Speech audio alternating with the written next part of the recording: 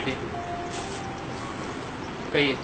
Doctor पिछले 10 दिनों से मुझे अजीब आवाजें सुनाई दे रही है डॉक्टर साहब। कुछ समझ नहीं आता पर ऐसा लगता है कोई अंदर से मेरे जोर से चिल्ला रहा है, बहुत जोर से मुझे कुछ कहने की कोशिश कर रहा है।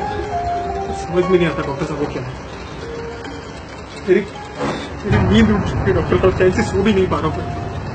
प्लीज हेल्प मी डॉक्टर साहब, प्लीज। ओके प्लीज समझ गया। आइए बैठिए।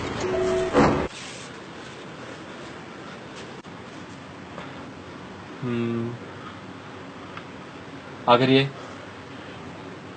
ओके।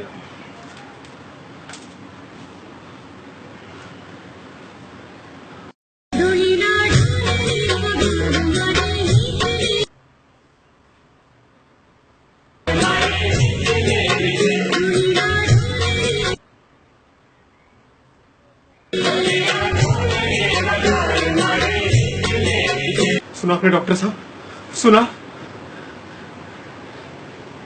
डॉक्टर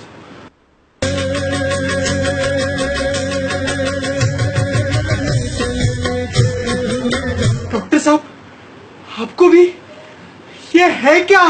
अरे गांडा, नवरात्री आम्ही छे।